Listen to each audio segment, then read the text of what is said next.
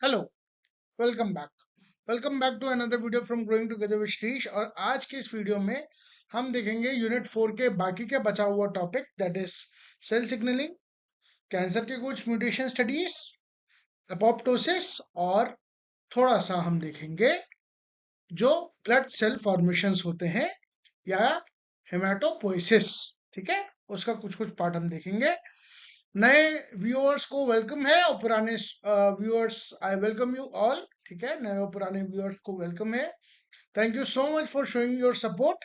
Without wasting any time start करते हैं आज का सेशन। ठीक है, ओके।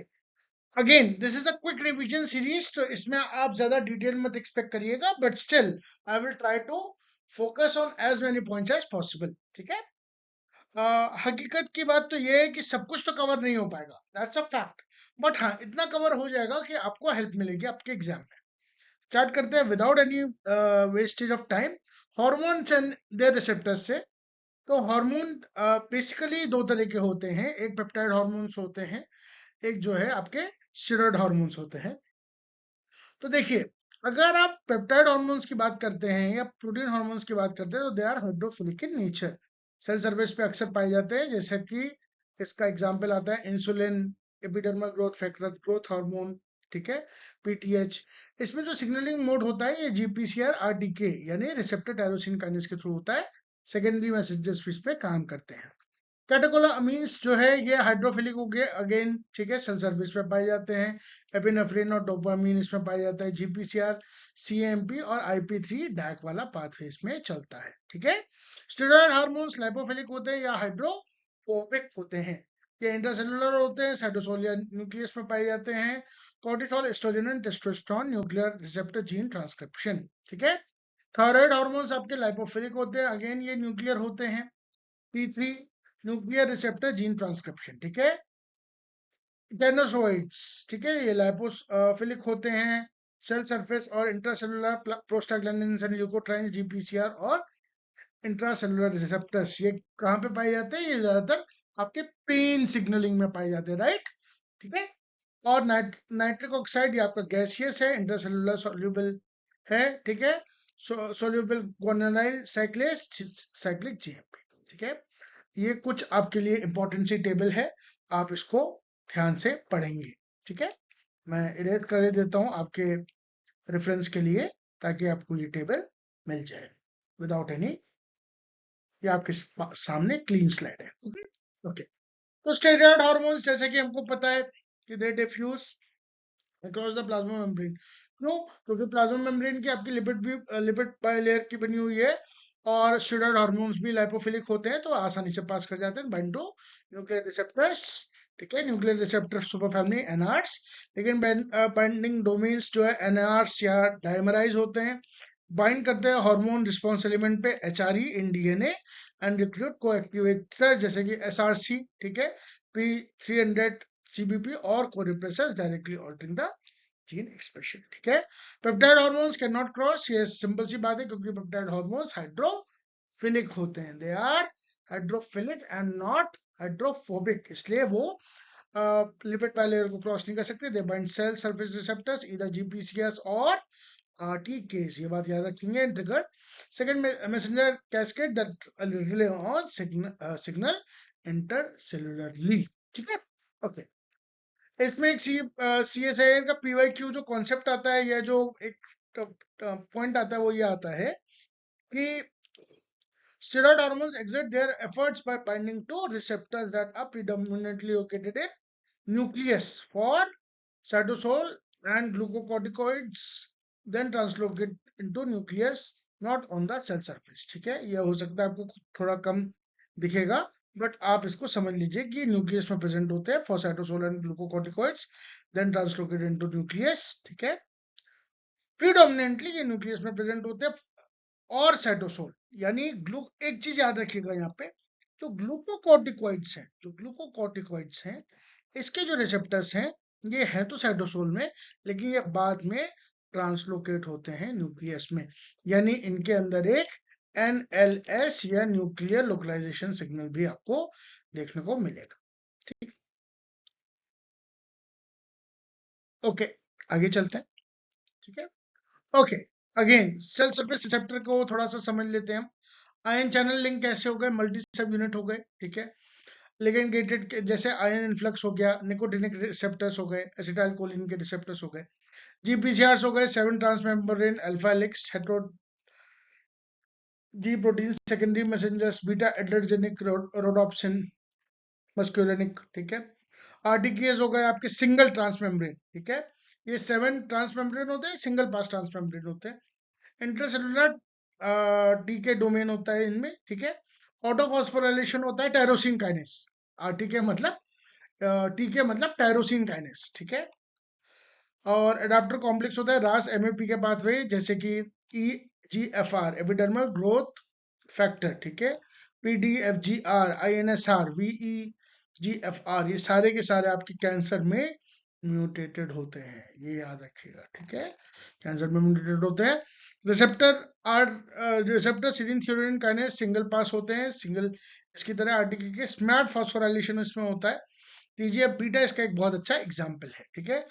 साइटोकाइन रिसेप्टर में जैक आता है, सिंगल पास होते हैं। JAK activation, STAT phosphorylation. JAK का एक्टिवेशन होता है, स्टैट का फॉस्फोराइलेशन होता है। जीएच रिसेप्टर होते हैं, ईपीआर और इंटरफेरॉन, ठीक है। रिसेप्टर गोनिल साइक्लिसिस सिंगल ट्रांसमेम्ब्रेन पास होते हैं, cytoplasmic GC domain, cGMP ANP receptor, ठीक है। न्यूक्लियर रिसेप्टर आपके इंटरसेलुलर होते हैं, जिसमें डीएनए बाइंडिंग डोमेन भी होता है। डायरेक्ट ट्रांसक्रिप्शनल रेगुलेशन को करते हैं, जैसे कि ग्रोथ रिसेप्टर, ये आपके जितने भी रिसेप्टर्स हैं, ठीक है। ओके, तो ये आपका यहाँ पे एक छोटा सा टेबल अगेन आ गया, तो आप इसको याद रखेंगे। इसमें एक चीज जो बहुत ज्यादा इंपॉर्टेंस रखती है, वो ये रखती है कि आयन चैनल रिसेप्टर्स, और इसको छोड़ के बाकी जितने भी हैं आपके, वो सिंगल पास ही हैं, ठीक है। ये भी और ये भी और ये भी, ठीक है। तो ये आप चीज याद रखेंगे। ओके, आगे चलते हैं without wasting any time. Okay, तो जीपीसीआर के थ्रू सिग्नलिंग कैसे होती है, मेरे ख्याल से ये आपको सब पता है। केवल एक फटाफट से रिवाइज करेंगे, रिविजिट करेंगे। स्ट्रक्चर क्या है, largest receptor in the human genome, 800 members होते हैं लगभग। शेयर आर्किटेक्चर होता है, 7 ट्रांसमेंबर प्रोटीन होती है connected by alternative ECL and ICL, extra cellular and intercellular loops. कैसे बनता है, इस तरह से, ठीक है। ऐसे हो गया intercellular extra cellular intercellular extra cellular, ऐसे करके बनता है, ठीक है। ये याद होगा आपको, ओके, ठीक है। आगे चलते हैं। एन टर्मिनस एक्स्ट्रा सेलुलर होता है, सी टर्मिनस इंटरसेलुलर होता है।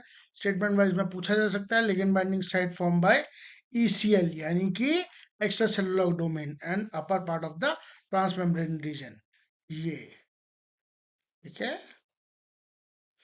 ईसीएल, ईसीएल यानी एक्स्ट्रा सेलुलर जो डोमेन होता है, उसमें आपकी लिगेंड बाइंडिंग साइट होती है। लिगेंड आपका एक्स्ट्रा सेलुलर डोमेन साइट से ही बना हुआ होता है, ठीक है।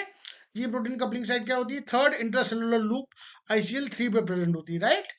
ये सी टर्मिनल प्रेजेंट होगी, यहाँ पे प्रेजेंट होगी।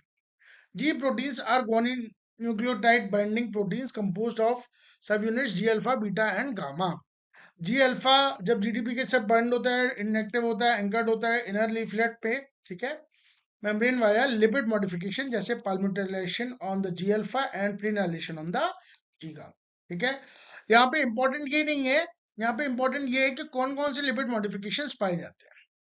तो एक तो आपका जो लिपिड मॉडिफिकेशन पाया जाता है, that will be palmitoylation on the G alpha and prenylation on the G gamma.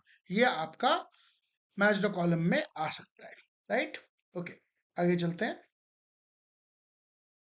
GPCR activation cycle क्या हो गया, तो ये बहुत सा आसान सा टॉपिक है कि आपका लिगेंड बाइंड किया, कन्फॉर्मेशनल चेंज आया टीएम अल्फा हेलिक्स में, आउटवर्ड मूवमेंट ऑफ द टीएम6, ठीक है। ट्रांसमेम्ब्रेन पार्ट 6 जो लूप 6 है, या ऐसा करके अगर आप समझ पा रहे हैं, एक दो, देखिए 1 2 3 4 5 6 7, ठीक है।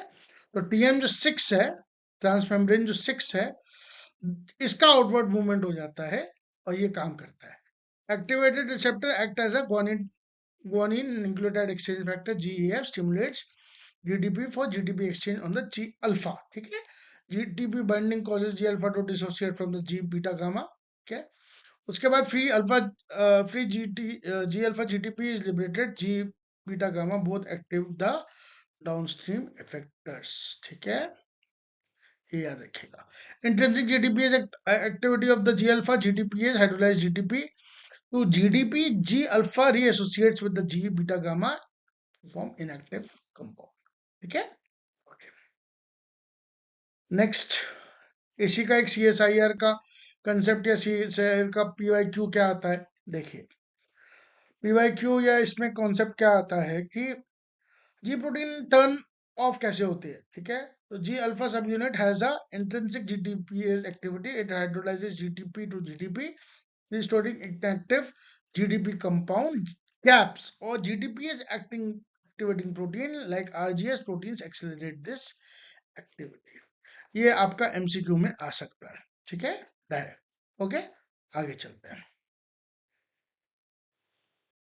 ओके, तो ये आपके कुछ आपके जी अल्फा सब टाइप्स हैं जो आपको पता होने चाहिए.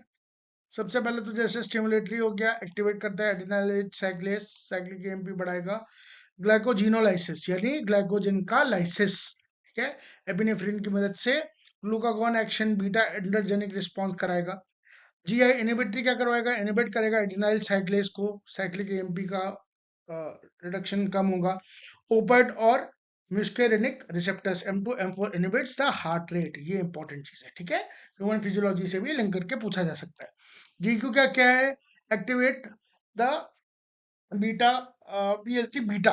ये क्या करता है, IP3 के लेवल्स को बढ़ाता है, डैक के लेवल्स को बढ़ाता है, कैल्शियम लेवल्स को बढ़ाता है, और पीकेसी का यानी फॉस्फोकाइनेस सी का प्रोटीन काइनेस सी का एक्टिवेशन कराता है. तो इसकी वजह से स्मूथ मसल कॉन्ट्रैक्शन हो जाता है ऑन अल्फा एंड्रोजेनिक एंजियोटेंसिन 2. ठीक है, अल्फा एंड्रोजेनिक रिसेप्टर्स पे और एंजियोटेंसिन 2 पे. एक चीज यहाँ पे याद रखिएगा, जैसे सपोज किसी ने कह दिया कि हमने एक ऐसी ड्रग बना दी जो कि एक पर्सन है. सपोज आपसे ये सवाल पूछा जाता है कि एक पर्सन है जिसका हार्ट रेट जो है वो लो हो रहा है. ठीक है, तो उसमें क्या इफेक्ट, उसका क्या प्रॉब्लम हो सकता है, उसका ये प्रॉब्लम हो सकता है कि उसका जो जीआई अल्फा इनहिबिटरी सब यूनिट है वो एक्टिव फॉर्म में हो. हम उसके लिए क्या कर सकते हैं, जीआई का एक इनहिबिटर डाल देंगे तो उसका हार्ट रेट नॉर्मल काम करने लगेगा. तो that could be one of those applied biology mixed cell signalling questions.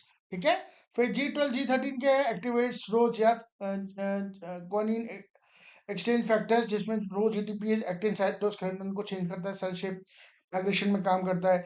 GT ट्रांसट्यूसिन ये क्या करता है, ये एक्टिवेट करता है फॉस्फोडाइस्ट्रेस, सीजीएमपी फॉस्फोडाइस्ट्रेस लो करता है आपका सीजीएमपी लेवल्स को रॉड क्लोजर के लिए, photo transduction in the retina. ठीक है, ओके. ये आपके कुछ एग्जाम्पल्स के साथ साथ आपके जी अल्फा के कुछ पार्ट्स हुए. ठीक है, आगे चलते हैं.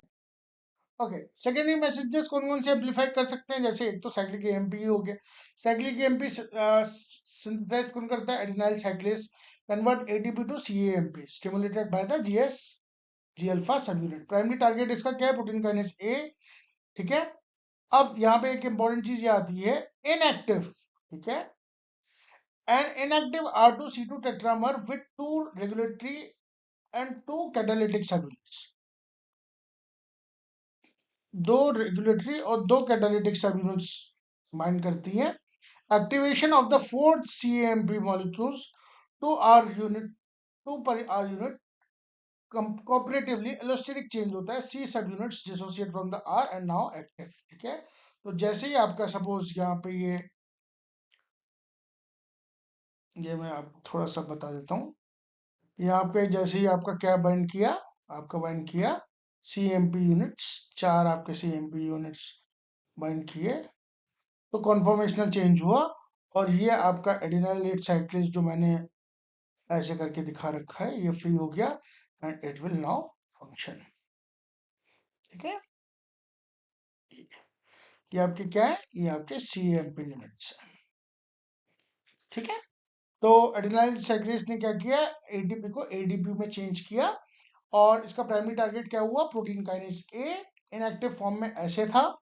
जैसे ही इस पे 4 सीएमपी मॉलिक्यूल्स 2 पर आर यूनिट, ठीक है, 2 पर आर सब यूनिट बाइंड कोऑपरेटिवली किए तो एलोस्टेरिक चेंज हुआ, सी सब यूनिट डिसोसिएट हो गए और वो नाउ, ठीक है। ओके, आगे चलते हैं।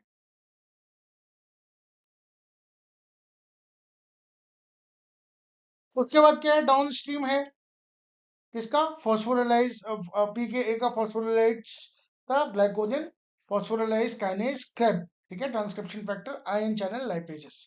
टर्मिनेशन इसका कैसे हो सकता है, phosphodiesterase enzyme hydrolyse the CAMP 5 AMP inhibited by methyl xanthinases, caffeine and theophylline। okay? इसका एक एग्जांपल क्या है, काफी कॉमन एग्जांपल है, एपिनेफ्रिन ग्लाइकोजन मोबिलाइजेशन कैसे होता है, एपिनेफ्रिन जैसे ही बाइंड करेगा किस पे, बीटा एड्रेजेनिक रिसेप्टर पर बाइंड करेगा, एसी यानी एडेनाइल साइक्लेज आया, CAMP आया, प्रोटीन काइनेज ए आया, फॉस्फोराइलेज काइनेज को एक्टिव किया, ग्लाइकोजन फॉस्फोराइलेज बी एक्टिव हुआ, ए एक्टिव हुआ, ग्लाइकोजन आया, ग्लाइकोजन से ग्लूकोज 1 फॉस्फेट आया और ग्लूकोज 1 फॉस्फेट से ग्लूकोज आया, ठीक है। एपिनेफ्रिन ही क्यों बाइंड करता है, क्योंकि एपिनेफ्रिन इज अ फाइट और फ्लाइट हार्मोन। अब सोचो, खुद सोचो, when you are in such a situation in which you are in a stress condition, you need more ATP. And how will you generate more ATP? You will generate more ATP by using more glucose. तो glycogen टूटता है glucose में, and glucose टूटने से आपको ATP मिलती है। सारी चीजों का लॉजिक है, अगर आप लॉजिकली समझोगे बातों को तो आपको चीजें रटनी नहीं पड़ेंगी, ठीक है। बायोलॉजी के साथ लोगों की अक्सर ये शिकायत रहती है कि बायोलॉजी में रटना पड़ता है, ठीक है, मैं मानता हूँ कुछ चीजें, कुछ नाम हो गए, कुछ चीजें हो गई जो रटनी पड़ती हैं, बट अगर आप कंसेप्ट समझते हो, कंसेप्ट पकड़ लेते हो, तो आपको ज्यादा रटने की जरूरत नहीं पड़ेगी, ओके। तो आते हैं अगेन IP3 और डैक वाले पाथवे पे आते हैं, इसका सिंथेसिस कौन होता है, ये इंपॉर्टेंट है। PCL beta activated by the GQG alpha, ठीक है, इससे पहले जो पढ़ा था साइक्लिक एमपी वो था GS, ठीक है, जी अल्फा से, ये GQG alpha cleaves the PIP2 phosphatidylnyl inositol 4,5 bisphosphate into IP3 and DAC, ठीक है। IP3 soluble host है, diffuses to the ER, binds the IP3 gated calcium ion channels, releases calcium into the cytosol, ठीक है। DAC stays in the plasma membrane, activates protein kinase C, requires calcium and phosphatidylserine as cofactors, ठीक है। Okay, calcium act as a tertiary messenger, binds calmodulin, ठीक है, कॉलमोडुलिन और calcium को complex बनता है, उसके बाद डिफरेंट डिफरेंट ये आपके जैसे कैम K2 कॉम्प्लेक्स बनता है, कैम K4 बनता है, MLCK बनता है, activation also directly regulates the ion channels, ठीक है। ये कभी डिटेल में आराम से पढ़ेंगे, बट अभी रिवीजन के लिए इतना आपके लिए काफी है, ठीक है। दो चीजें यहाँ पे इंपॉर्टेंट है, सबसे पहली बात तो ये है कि पीसीएल बीटा क्या एक्टिवेट करता है, किससे एक्टिवेट होता है, जी अल्फा से, और डैक ये एक्टिवेट करता है प्रोटीन काइनेज सी को, ठीक है।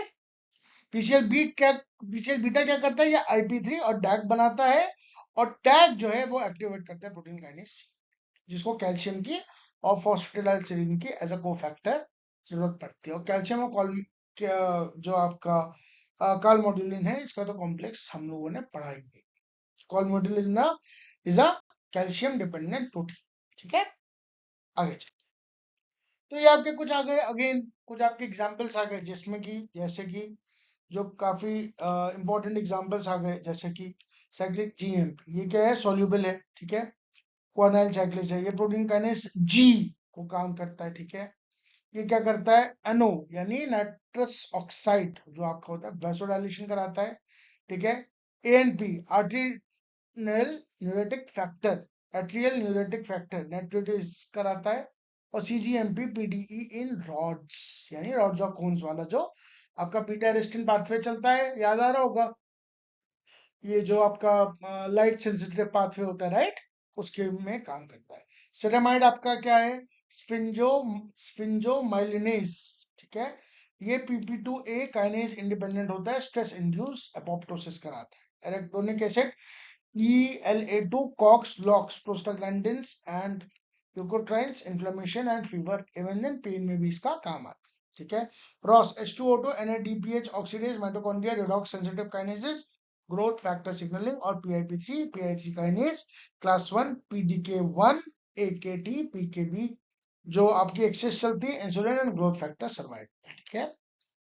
रॉस आपका NADPH ऑक्सीडेज हो गया, रिडॉक्स सेंसिटिव काइनेज हो गया, ग्रोथ फैक्टर सिग्नलिंग, और PIP3 आपका PI3 काइनेज हो गया, PDK1, AKT and insulin growth factor survive. ठीक है। ये आपकी कुछ चीजें आपको काम आएंगी। ओके। नाउ एक इंपॉर्टेंट चीज है, अगेन CSIR के पॉइंट ऑफ व्यू से काफी इंपॉर्टेंट है। GPCR सिग्नल्स थ्रू G2, ठीक है, inhibition of which enzyme would block the IP3 production, PCL beta, ठीक है, PCL phospholipase C beta, not adenylase cyclase. याद रखिएगा, वो GS से GS to be more specific GS alpha से रेगुलेटेड होता है, एंड PCL गामा जो है वो RT के एसोसिएटेड होता है। मैच द कॉलम में आ सकता है, सिंपल क्वेश्चन बन सकता है, and you should not leave it and you should attempt it correctly. ठीक है, आगे चलते हैं। रिसेप्टर टाइरोसिन काइनेसिस क्या है, जैसे कि बताया, सिंगल पास ट्रांसमेम्ब्रेन है, एक्स्ट्रासेलुलर लिगेंड डोमेन है इनका। ठीक है, and cytoplasmic tyrosine kinase domain. Ligand binding हुई, रिसेप्टर डाइमराइजेशन और होमो डाइमराइजेशन फॉर EGFR यानी एपिडर्मल ग्रोथ फैक्टर। ठीक है, एंड हेटेरोडाइमराइजेशन फॉर ERPB फैमिली, ये याद रखिएगा। ठीक है। ट्रांस ऑटोफॉस्फोराइलेशन, ट्रांस ऑटोफॉस्फोराइलेशन का मतलब क्या है कि इसने इसको फॉस्फोराइलेट किया टायरोसिन ने। ठीक है, इस वाले ने इसको किया फॉस्फोराइलेट, और इस वाले ने इसको किया। ठीक है, ऑटोफॉस्फोराइलेशन किया of specific tyrosine unit in the cytoplasmic tail. Phosphotyrosine serve as the docking site for SH2 domain proteins जैसे कि GRB2, HCPI3K, PCL गामा। ठीक है, PCL गामा मैंने अभी पीछे पढ़ाया कि किसमें इन्वॉल्व होता है, रिसेप्टर टायरोसिन काइनेस, राइट। तो GRB2 क्या है, अडाप्टर प्रोटीन है, रिक्रूट करता है SOS, GF फॉर RAS यानी guanine exchange factor for RAS, RAS GDP converts into RAS GDP। ठीक है, कौन करता है, GRB2 क्या है, अडाप्टर प्रोटीन है, क्या रिक्रूट करता है, SOS। कैसे करता है ये समझ लीजिए। एक्टिवेट करने के बाद क्या करता है, एक्टिवेट करता है आपका RAS GDP, RAF, MEC, ERK, phosphorylates transcription factors, ELK1, MYC and FOS, MAPK cascade is 3 tier। सबसे पहले क्या हुआ, रैस जीडीपी बना, रैस जीडीपी ने रैफ को किया, रैफ ने मर्क को किया, मर्क ने अर्क को किया। ठीक है, MAP3 के, MAP2 के एंड MAP के। ये बात आपको याद आ रही होगी, कुछ कुछ अपने अपने रिवीजन में पढ़ा जरूर होगा, मैं आपको बस उसी को थोड़ा सा रिवाइज करा रहा हूँ, रिविजिट करा रहा हूँ। ठीक है, ओके। तो ये आपके लिए स्लाइड बिल्कुल तैयार है। तो देखिए, WNT सिग्नलिंग में ऐसा बहुत ही सिंपल सा मैं आपको एक स्ट्रक्चर बताना चाह रहा हूँ। ठीक है, डिटेल में नहीं जाएंगे। WNT नहीं है, APC एक्सिन GS3 के बीटा एक्टिव रहेगा, बीटा कैटनिन डिग्रेड हो जाएगा, जीन्स ऑफ रहेंगे। ठीक है, WNT है, फ्रिजल रिसेप्टर से बाइंड करेगा, डिसहेल्प्ड एक्टिवेटेड हो जाएगा, बीटा कैटनिन एक्यूमुलेट हो जाएगा, TCF LEF एक्टिवेट हो जाएंगे, जीन्स ऑन हो जाएंगे, दैट्स इट। ठीक है, इससे ज्यादा डिटेल में मैं अभी आपको नहीं पढ़ा सकता, बिकॉज अभी हमारे पास टाइम नहीं है। एक चीज याद रखेंगे कि जीएस के बीटा जो है तब एक्टिव रहता है जब WNT प्रेजेंट है नहीं है। ठीक है, और बीटा कैटनिन तब एक्यूमुलेट होता है जब WNT प्रेजेंट है। एक ऐसा म्यूटेशन आ गया जब GSK3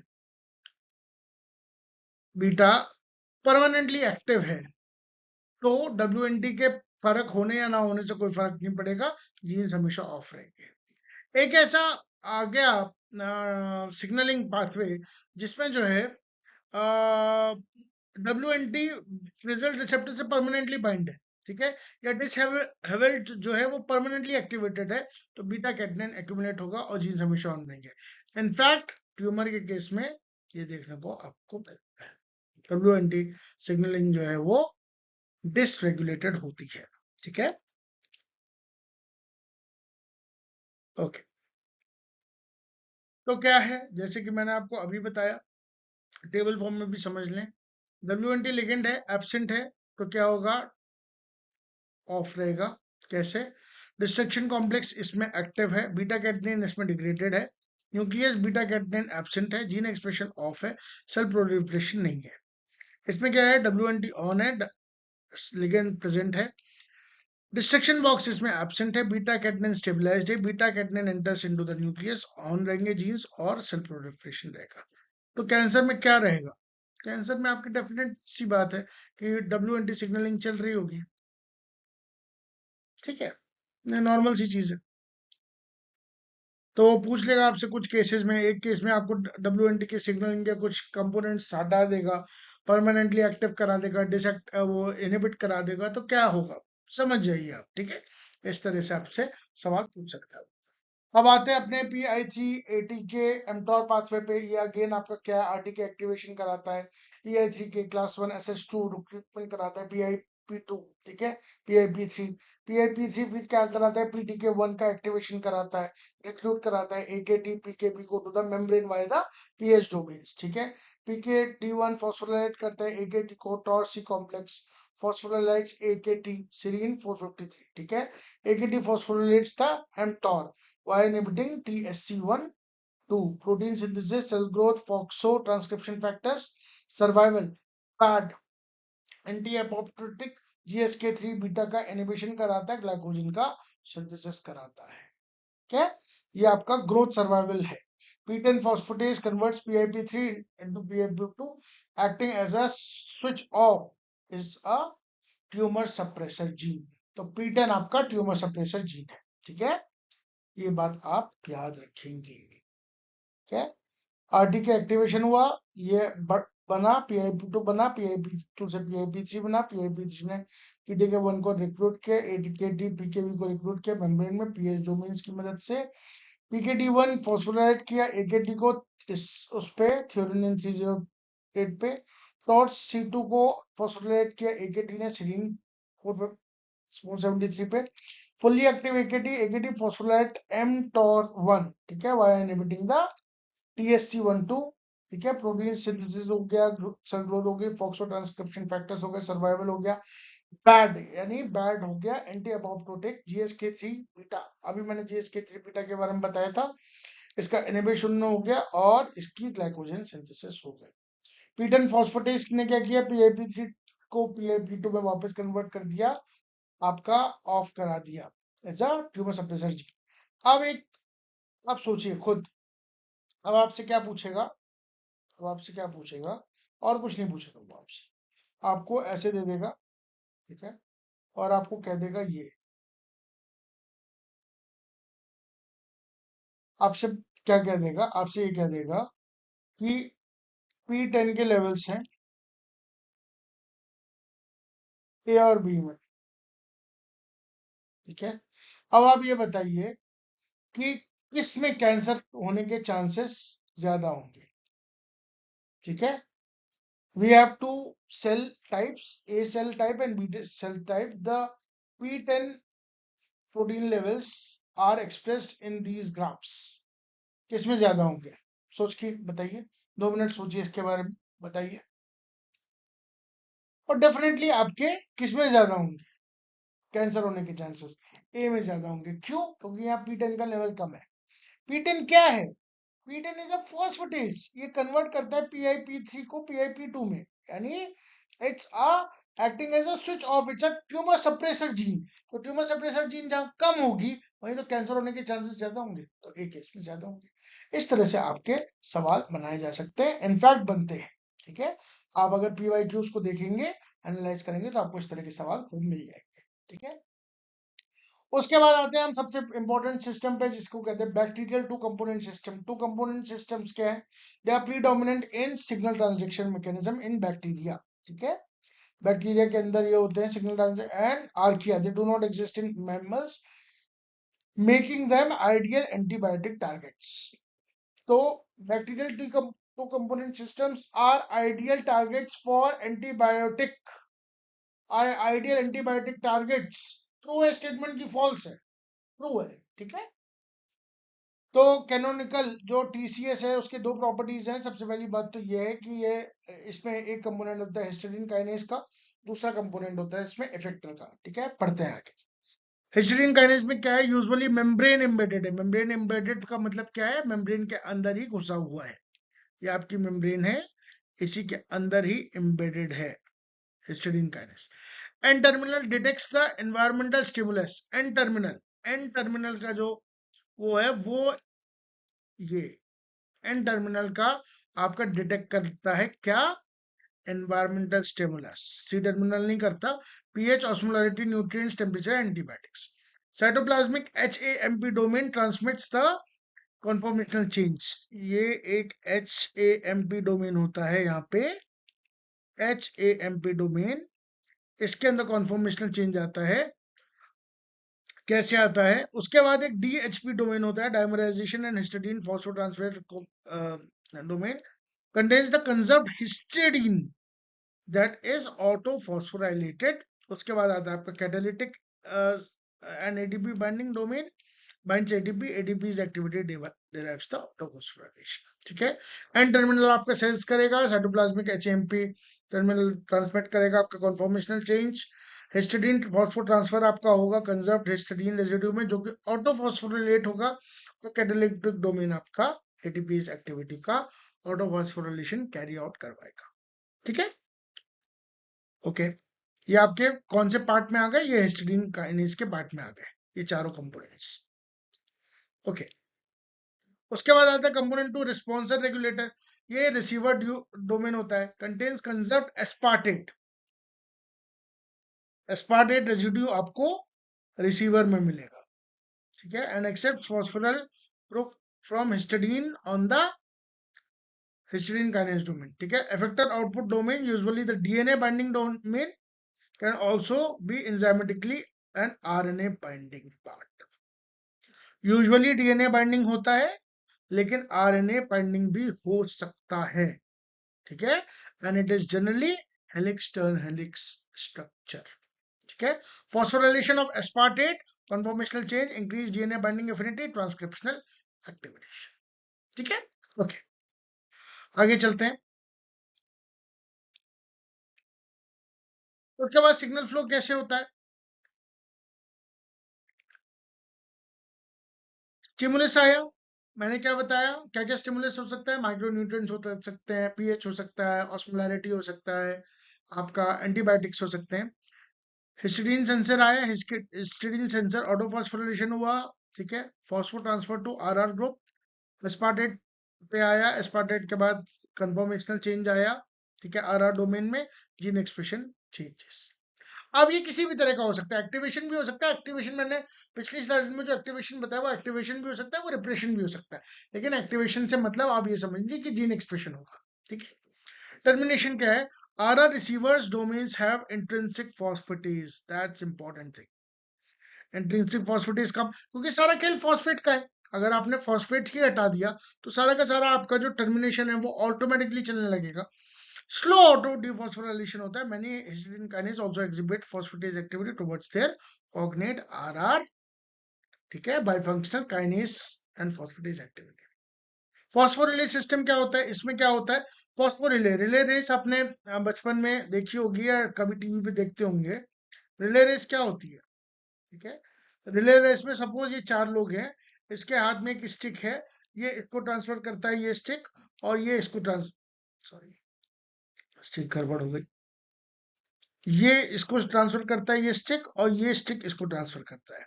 यही तो होता है तो रिले में, तो यहीं पे यहाँ पे भी यही हो रहा है। फॉस्फोरिलेज इन्वॉल्व्स एडिशनल एचपीटी, एचपीटी यानी हिस्टिडीन फॉस्फो ट्रांसफर। हिस्टिडीन 1 से गया एस्पार्टेट 1 में, एस्पार्टेट 1 से हिस्टिडीन 2 में, हिस्टिडीन 2 से एस्पार्टेट 2 में। तो ये समझ लीजिए हिस्टिडीन 1 हो गया, ये हो गया एस्पार्टेट 1, ये हो गया हिस्टिडीन 2, और ये हो गया एस्पार्टेट, ठीक है। ये कुछ चीजें आपकी एग्जाम्पल इसका क्या है, बी सेप्टिलिस का स्पोरुलेशन, ये मैंने आपको जब होस्ट पैथोजन इंटरेक्शन पढ़ा रहा था तब भी थोड़ा सा समझाया था। अरॉब्डोसिस में भी साइटोकाइनिन सिग्नलिंग कुछ कुछ इसी तरह से होती है। ठीक है, arabidopsis is one of the most widely studied model organism. In fact plant biology में लगभग जितना भी काम होता है उसमें एक काफी मेजर चंक अरॉब्डोसिस थैलियाना के थ्रू ही हम स्टडी करते हैं। ठीक है, तो ये रिले सिस्टम पे काम करता है। ठीक है, अब ये पूछा जाएगा कि कौन कौन से डोमेन्स, अब मैं आपसे क्विक आपका एक छोटा सा रिवीजन ले लेता हूँ। दो तरह के डोमेन्स होते हैं, पहला कौन सा होता है, हिस्टीडीन काइनेज डोमेन, दूसरा कौन सा होता है, रिस्पॉन्डर रिसीवर डोमेन। ठीक है, हिस्टीडीन काइनेज डोमेन क्या करता है, वो एक्टिवेट कराता है, उसका एन टर्मिनल सेंस करता है। ठीक है, हिस्टीडीन पे फॉस्फोराइलेशन होता है, उसके बाद रिसेप्टर जो रिसीवर डोमेन होता है उसके अंदर एस्पार्टेट डोमेन होता है, फॉस्फोर ट्रांसफर वहां होता है, रिस्पॉन्ड करता है, डीएनए बाइंडिंग डोमेन होता है जो alpha helix turn alpha helix होते हैं, हेलिक्स टर्न हेलिक्स का स्ट्रक्चर होता है, साथ में साथ इसमें कुछ केसेस में आरएनए बाइंडिंग डोमेन भी हो जाता है, उसके बाद जीन एक्सप्रेशन होता है आपका अकॉर्डिंगली। एक और चीज है जो इंपॉर्टेंट है वो ये है कि आरआर डोमेन में ही आपकी एक इंट्रिंसिक फॉस्फोटेज एक्टिविटी होती है, क्योंकि सारा का सारा रिलेशन आपका फॉस्फोराइलेशन से, जैसे आपने फॉस्फेट एक्टिविटी आई हटाई, काम खत्म हो गया। रिले में क्या हुआ, क्या एक हिस्टिडीन से एक एस्पार्टेट पे गया, एक एस्पार्टेट से दूसरे हिस्टिडीन पे गया, दूसरे हिस्टिडीन से दूसरे एस्पार्टेट रेसिड्यू पे गया। ठीक है, कोई कंफ्यूजन नहीं, आगे चलते हैं। ओके, देखिए ये वाली जो स्लाइड है ये वैसे बहुत ज्यादा डिटेल्ड है। ठीक है, ये कुछ ऐसी चीजें हैं जो शायद आपसे ना पूछी जाए, but at I would suggest कि एक बार आप इसको थोड़ा सा सिस्टम्स को पढ़ लीजिएगा, क्योंकि this can be asked in your match the column, ये आपके पढ़ने के लिए है। ठीक है, मैंने अच्छे से क्यूरेट करी है, कुछ एक आध बुक का थोड़ा सा अंदर तक डीप में जाकर क्यूरेट करी है, तो आपके सामने मैं बोल ही देता हूँ कुछ टुक सिस्टम्स जो हैं, कैसे PHOB PHOQ साल्मोनेला इकोलाई, ठीक है, MG low antimicrobial peptides virulence LPS modification, OPR OP OMP R NVZ E coli osmolarity OMP C OMP F protein expression reciprocal, CHEA CHEY E coli में पाया जाता है, chemoattractants repellents flagellar movement, SPO system, B subtilis, nutrient limitation, stress, initiation of sporulation. NaXR, NARX, NARL, इकोलाइन पाया जाता है, nitrate, nitrite का वो signal. ठीक है, anaerobic respiration genes, vans R, ठीक है, van R van S, enterococcus, vancomycin, vancomycin resistance gene, ये सारे आपके टू कंपोनेंट सिस्टम के एग्जांपल हैं, आ सकता है आपका मैच कॉलम में। ठीक है, अब थोड़ा लेवल बढ़ रहा है तो हमें भी लेवल अप करना पड़ेगा, ये सब चीजें आपको नॉर्मली नहीं पढ़ाई जाती है, बट हाँ मेरी तरफ से एक थोड़ी सी कोशिश रहेगी कि मैंने डीप में जाके थोड़े से आपको टू कंपोनेंट सिस्टम के एग्जांपल्स देने की कोशिश करी है, आ सकता है एग्जाम में, अगेन मैं गारंटी नहीं ले रहा हूँ, बट हाँ प्रोबेबिलिटी है ऐसे क्वेश्चन आने की। आगे चलते हैं, प्लांट का टू कंपोनेंट सिस्टम भी इसी तरह से काम करता है, प्लांट में भी दो कंपोनेंट सिस्टम होता है, साइटोकाइनिन सिग्नलिन होता है। ठीक है, साइटोकाइनिन जैसे कि एडेनिन डेरिवेटिव, इसमें जियाटिन आता है, काइनेटिन आता है, ये आप परसीव बाय अरॉब्डोसिस हिस्टीडीन काइनेज। ठीक है, it's a type of hybrid kinase with both HK and RR domains in one polypeptide, ये इंपॉर्टेंट चीज है, this is a very important thing, please इसे स्टार मार्क कर लीजिए, ये आपका इंपॉर्टेंट है। ठीक है, आगे चलते हैं, cytokinin binds to the extracellular CHASE domain of AHK2 3 4, ठीक है, autophosphorylation on the conserved histidine, intramolecular phosphotransfer to aspartate, phosphoryl group transfer to AHP, phosphotransfer protein, AHP shuttle to nucleus, transfer phosphate to ARR, type ARR, negative regulators होते हैं induced by cytokinin feedback inhibition, type B ARR, transcription activators induced type A ARRs and other cytokine responsive genes. ठीक है, इसको थोड़ा सा रुक के पढ़ लीजिएगा। टाइप ए नेगेटिव रेगुलेटर्स होते हैं, टाइप बी ट्रांसक्रिप्शन एक्टिवेटर्स होते हैं। The induce type A R type A RRs and other cytokine responsive genes. ठीक है, ओके, आगे चलते हैं। इथाइलिन सिग्नलिंग, ये भी आपका टू कंपोनेंट सिस्टम में ही आता है। ठीक है, तो इसे भी थोड़ा सा पढ़ लेते हैं।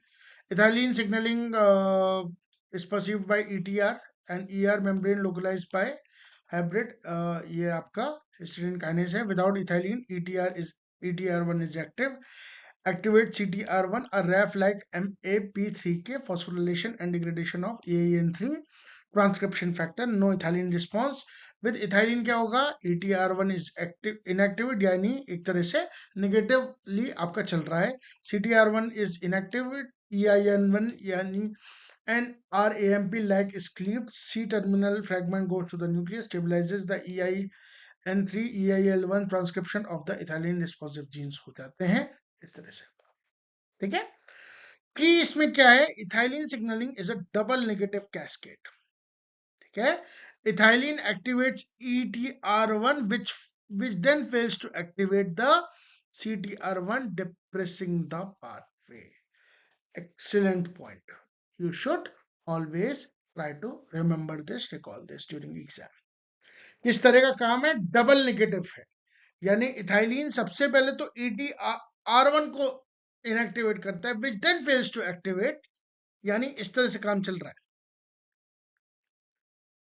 इथाइलिन ETR1 और CTR1, समझिए एक चीज, ETR1 एक्टिव जब होता है तो वो इसको एक्टिव करता है। ठीक है, इथाइलिन के आने से ये इनिबिट हो गया, जब ये ही इनिबिट हो गया और ये इसको एक्टिवेट करता है तो ये भी इनिबिट हो गया, इसीलिए इसे डबल नेगेटिव सिस्टम कहा जाता है। ठीक है, आगे चलते हैं। ओके,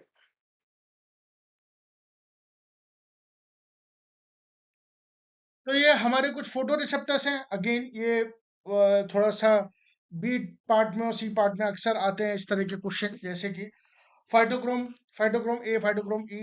ठीक है, फाइटोक्रोमोबिलिन, ठीक है, ये लीनियर टेट्रापायरोल है। रेड कलर का लाइट, और फार रेड 730 पे, रेड 660 पे। Seed germination, shade avoidance, flowering and deetiolation. ठीक है, क्रिप्टोकोम्स में आप क्या आते हैं, FAD एंड MTHF, क्या होते हैं आपके ब्लू UVA। ठीक है, फ्लोरल इनिशिएशन, एंटीफ्लोरोजेनिक होते हैं, circadian entrainment and anthocyanin synthesis. ठीक है, तो क्राई 1 और क्राई 2 ये आपसे पूछा जा सकता है मैच द कॉलम में, ये एंथोसायनिन सिंथेसिस में रोल प्ले करते हैं। ठीक है, फोटोट्रोपिन फोर्ट 1 एंड फोर्ट 2 क्या होते हैं, FMN LOB डोमेन्स होते हैं, ये भी आगे आएगा आपके उसमें स्लाइड्स में। ब्लू लाइट में रिस्पॉन्सिव होते हैं 400 से 500 नैनोमीटर के बीच। Phototropism, chloroplast movement, stomatal opening में ये अपना काम दिखाते हैं। UVR8 ये ट्रिप्टोफैन रेसिड्यूज पे इनका काम होता है। W285 एंड W233, UVB यानी UV विजिबल लाइट बी। ठीक है, 280 to 300 nanometre, 15 nanometre UV accumulation and flavonoid biosynthesis. इसमें देखिए एंथोसिनिन बायोसिंथेसिस और फ्लेवोनॉइड बायोसिंथेसिस कुछ कुछ आपके लाइट डिपेंडेंट काम करते हैं। ठीक है, ओके, तो ये भी एक टेबल है, मैच द कॉलम में आ सकती है। अगेन इंपॉर्टेंट है, आप करके जाएंगे आपका फायदा होगा, नहीं करके जाएंगे तो शायद आपका नुकसान हो, लेकिन करके जाएंगे तो फायदा होगा, इतना मैं एश्योरेंस दे सकता हूँ। ठीक है, अब आते हैं बहुत ही इंपॉर्टेंट टॉपिक पे, फाइटोक्रोम सिग्नलिंग पे आते हैं हम। ठीक है, phytochromes are biliproteins that exist in two interconvertible forms, PR and PFR। ये मेरे ख्याल से आपको बहुत बचपन से पता होगा कि PR और PFR में एक्टिव कौन होता है, पैसिव कौन होता है। तो PR red absorbing biologically inactive होता है, ये कन्वर्ट करता है 600 नैनोमीटर पे इसको, and PFR they are biologically active, absorb and they convert back into PFR। ठीक है, तो ये आपका इनएक्टिव फॉर्म है, इनएक्टिव दिखा रहा हूं मैं, और ये आपका एक्टिव फॉर्म। ठीक है, ओके, आगे चलते हैं।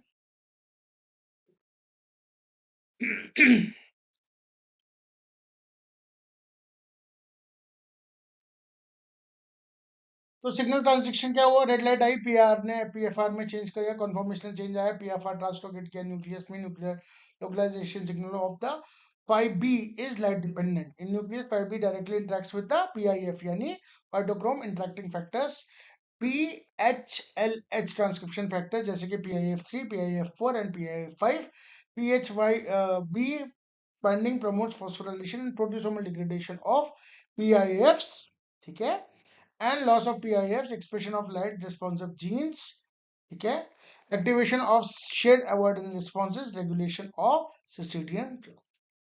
एक बार इसको पढ़ेंगे आराम से आपको याद हो जाएगा, ठीक है, एक बार, बस एक बार इसको ध्यान से पढ़िएगा, आपको याद हो जाएगा कौन न्यूक्लियस में ट्रांसफर होता है, कब होता है, कौन सा क्या डिपेंडेंट है, मैंने आपको दे दिया है। Now it's your duty to at least read it once and twice, 2 बार रीड करेंगे और अच्छा रहेगा, रीड करिए, आपको समझ में आ जाएगा, ठीक है, okay.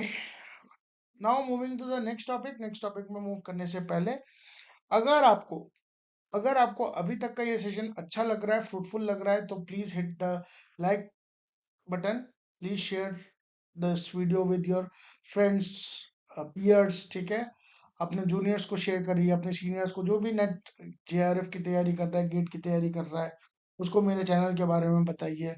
Ultimately it's you as the audience and you as the students, ठीक है, यू एज द व्यूअर्स जो कि इस चैनल को प्रोपोगेट करेंगे, ठीक है, हो गई बात। अब इंपॉर्टेंट बात आती है फोटोट्रॉप and FOT1 and FOT2 signalling के बारे में, ठीक है। तो फाइटोट्रोपिन्स 2 LOV डोमेन्स करते हैं, LOV यानी लॉ ऑफ डोमेन्स करते हैं, light, oxygen and voltage domains as a photo sensory module upon blue light absorption. ये इंपॉर्टेंट चीज क्या है, LOV domains blue light absorption पे काम करते हैं। FMN forms a covalent adduct with a conserved cysteine residues in the LOV domain. ये बात याद रखेंगे। Conformational change activates the C-terminal serine and threonine kinase domain. Key responses: phototropism, unilateral blue light, asymmetric oxygen distribution, bending towards the light, chloroplast relocation and stomatal opening. ठीक है, ये इसके आपको समझ में आता होगा, ठीक है, ये भी एक इंपॉर्टेंट स्लाइड है। एलओवी डोमेन्स में पहली बात तो blue light absorption, cysteine domain conformational change करते हैं द सी टर्मिनल सीरीन, ठीक है, होते ये एडक्ट बनाते हैं सिस्टीन डोमेन के साथ, लेकिन कन्फॉर्मेशनल चेंज सीरीन डोमेन में आता है जो कि सी टर्मिनल पर प्रेजेंट है। तो हम बात कर रहे हैं photo receptor corp H5Y module के बारे में।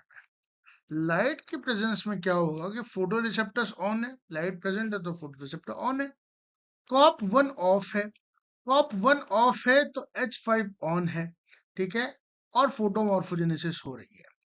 यानी अगर आप डाउनस्ट्रीम की बात करें तो H5 ऑन होने से आपकी फोटोमॉर्फोजेनेसिस हो रही है और H5 ऑफ होने से आपका स्कोटोमॉर्फोजेनेसिस हो रहा है, ठीक है।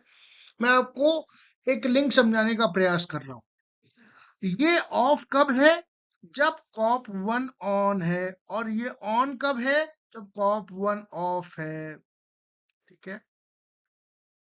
ये ऑफ कब है, जब फोटो रिसेप्टर ऑन है। ये ऑन कब है, जब फोटो रिसेप्टर ऑफ है। ये लाइट में, ये डार्क में। मैं आपको फिर समझाता हूँ। लाइट की प्रेजेंस में आपके फोटो रिसेप्टर्स ऑन है, फोटो रिसेप्टर्स ऑन होने की वजह से कॉप 1 आपका ऑफ है, कॉप 1 ऑफ होने की वजह से HY5 आपका ऑन है और आपकी फोटोमॉर्फोजेनेसिस हो रही है, ठीक है। डार्क में आपके फोटो रिसेप्टर्स ऑफ हो गए, फोटो रिसेप्टर्स ऑफ हो गए तो कॉप 1 ऑन रहा, इसकी वजह से आपका HY5 ऑफ रहा और स्कोटोमॉर्फोजेनेसिस हो गई। इसको हम क्या कहते हैं, डार्क फेज के अंदर या डार्क पीरियड के अंदर फ्लावरिंग करना, ठीक है। कभी इस चीज को बहुत डिटेल में भी बताऊंगा, बट अभी आपके लिए इतना जानना जरूरी है। तो कंपोनेंट इसके किस तरह से हो जाते हैं, देखिए कंपोनेंट क्या है, फोटो रिसेप्टर क्या है, एक डिटेक्ट लाइट करता है, ठीक है। कॉप 1 क्या, कॉप 1 का बेसिक फंक्शन क्या है, E3 यूबिक्विटिन लाइगेज है, इट्स अ नेगेटिव रेगुलेटर, ठीक है। एसपीए क्या करता है, ये कॉप 1 को एक्टिवेट करता है। H5 क्या करता है, it's a B ZIP transcription factor, it's a positive regulator, ठीक है। अब ये किस तरह से काम करते हैं आगे की स्लाइड में देखते हैं, इसको आप समझ लीजिए। ये तो आपको बेसिक मैंने समझा दिया, अब इसको थोड़ा सा डिटेल में समझ लेते हैं। देखिए पहले तो स्कोटोमॉर्फोजेनेसिस समझ लेते हैं। Skotomorphogenesis is a developmental programme. पहली बात तो डेवलपमेंटल प्रोग्राम है, कोई म्यूटेशन केस नहीं है, कुछ नहीं है, कुछ गलत नहीं हो रहा प्लांट के साथ। It's a developmental programme followed by a seedling when it grows in complete darkness, okay, it grows in complete darkness. अब आप ये सोचिए कि कंप्लीट डार्कनेस कहाँ कहाँ हो सकती है। ओशन के बहुत डीप में आपको कंप्लीट डार्कनेस देखने को मिलेगी, वो प्लांट्स तो वहां पे मिलते हैं, तो वहां पे कुछ कुछ इस तरह की बातें सोची जा सकती है, राइट। या ऐसी जगह पे जहाँ सनलाइट पहुंचती नहीं है, और सोचिए ऐसी जगह जहाँ सनलाइट बिल्कुल कम या ना के बराबर पहुंचती है, राइट। पोल्स पे 6 महीने गर्मी रहती, 6 महीने ठंड रहती, तो वहां पे कुछ प्लांट्स तो होते हैं, बहुत बेसिक प्लांट्स होते हैं, लेकिन कुछ प्लांट्स तो होते हैं आपके, ठीक है। एल्गाई हो गया, छोटे बहुत फंगाई हो गए, मॉस हो गए, वो कैसे ग्रो करते हैं, वो इसी तरह से ग्रो करते हैं। It helps plant reach the light as quickly as possible while conserving the energy. ये भी एक आपका एक तरह का जो जैसे टफ सिचुएशंस में इंसान अपने आप को अडाप्ट कर लेता है, वैसे ही टफ सिचुएशंस में प्लांट भी अपने आप को अडाप्ट कर लेते हैं, ठीक है? इसमें क्या है, देखिए फोटोमॉर्फोजेनेसिस और स्कोटोमॉर्फोजेनेसिस में डिफरेंस क्या है। देखिए लाइट स्कोटो में एब्सेंट है, फोटो में प्रेजेंट है, नाम से ही पता चल रहा है। हाइपोकोटाइल, अब जब लाइट जो है एब्सेंट रहेगी तो हाइपोकोटाइल ज्यादा ग्रो करेगा, ठीक है। तो ये लॉन्ग रहता है इस केस में, इस केस में शॉर्ट रहता है। इसमें एपिकल हुक प्रेजेंट होता है, इसमें ओपन होता है, ठीक है। इसमें कॉर्डिलेटन्स क्लोज होते हैं, क्यों कॉर्डिलेटन्स क्यों क्लोज होंगे, कॉर्डिलेटन्स इसलिए क्लोज होंगे क्योंकि वो एनर्जी को सेव भी तो कर रहा है, और कॉर्डिलेटन्स के ओपनिंग में एनर्जी का बहुत ज्यादा यूज होता है, right. At the same time ये ओपन एंड एक्सपेंडेड होते हैं, इसमें क्लोरोफिल एब्सेंट होता है। जब किसी तरह की आपकी लाइट ही प्रेजेंट नहीं है और फोटोसिंथेसिस में क्लोरोफिल का काम ही पूरा लाइट पे बेस्ड है, ठीक है, P680 P700, राइट, जब तक लाइट ही नहीं जाएगी 680 नैनोमीटर की, तब तक कैसे बात बन जाएगी। उसके बाद ये प्रेजेंट रहता है। प्लास्टिड्स, इसमें इटायोप्लास्ट होते हैं, नाम से ही पता चल रहा है इटायोप्लास्ट, ठीक है। इसमें क्लोरोप्लास्ट होते हैं। इसमें कॉप 1 एक्टिव होता है, किसमें, स्कोटो में। इसमें इनएक्टिव होता है या रीलोकेटेड होता है। H5 डिग्रेडेड होता है, एक्यूमुलेट होता है। PIFs इसमें एक्टिव होते हैं, इसमें डिग्रेड होते हैं, ठीक है। ये आप टेबल याद कर लेंगे, थोड़ा समझ लेंगे, आपको जो क्वेश्चंस हैं सी पार्ट के या बी पार्ट के करने में बहुत हेल्प मिलेगी, इसलिए मैं जान के टॉपिक मैंने इंक्लूड किया, ठीक है। आगे चलते हैं। तो फोटो रिसेप्टर्स में क्या क्या आते हैं, जैसे आपके फाइटोक्रोम्स आते हैं, 5A 5B, red, far red. क्रिप्टोकोम्स में आपके क्राई 1 क्राई 2 ब्लू लाइट करते हैं। फोटोट्रोपिन सबकी ब्लू लाइट करती है, और UVR8 UVB करती है। ये मैच द कॉलम में आएगा, कब आएगा मुझे नहीं पता, हो सकता है अभी आए, हो सकता है अगले वाले सेशन में आ जाए, 8 में आ जाए, आपके किसी और एग्जाम में आ जाए, पर इस तरह के सवाल आपको अक्सर देखने को मिलते हैं। आगे चलते हैं। तो कॉप 1 म्यूटेंट क्या हो गया, सोचिए, अगर कॉप 1 का म्यूटेंट हो गया तो फोटोमॉर्फोजेनेसिस इवन इन डार्क, ठीक है। क्योंकि कॉप 1 करता क्या था, कॉप 1 जो है डार्क में एक्टिवेटेड रहता था, अब कॉप 1 का ऐसा एक म्यूटेशन हो गया जो नॉन फंक्शनल हो गया, ठीक है। तो फोटोमॉर्फोजेनेसिस डार्क में भी होगी। H5 का अगर म्यूटेंट हो गया तो लॉन्ग हाइपोकोटाइल होगा। वैसे H5 में जब आपके पास लाइट प्रेजेंट होती है तो it gives a short hypocotyl, लेकिन यहाँ पे लॉन्ग हाइपोकोटाइल इन लाइट होगा। यानी कि अगर आपसे एग्जामिनर पूछ रहा है कि आपका हाइपोकोटाइल की लेंथ जो है वो लाइट में भी ज्यादा है, तो किस तरह का म्यूटेशन आपको देखने को मिल सकता है, तो आप बोलेंगे H5 म्यूटेशन आपको देखने को मिल सकता है, ठीक है। 5A 5B में डिफेक्टिव रेड लाइट और रेड लाइट रिस्पॉन्स होता है। क्राइव में डिफेक्टिव ब्लू लाइट रिस्पॉन्स होता है, ठीक है। जैसे कि मैंने वन लाइन फ्लो में भी आपको समझाने की कोशिश की, डार्कनेस में कॉप 1 ऑफ होगा, HY5 डिग्रेडेड होगा, लाइट जीन्स ऑफ होंगे, इटाइलेशन होगा। ठीक है, लाइट में क्या होगा, इसका जस्ट अपोजिट, लाइट में फोटो रिसेप्टर्स ऑन होंगे, कॉप 1 ऑफ होगा, HY5 एक्यूमुलेट करेगा, लाइट जीन्स ऑन होंगे, फोटोमॉर्फोजेनेसिस आपको देखने को मिल जाएगी।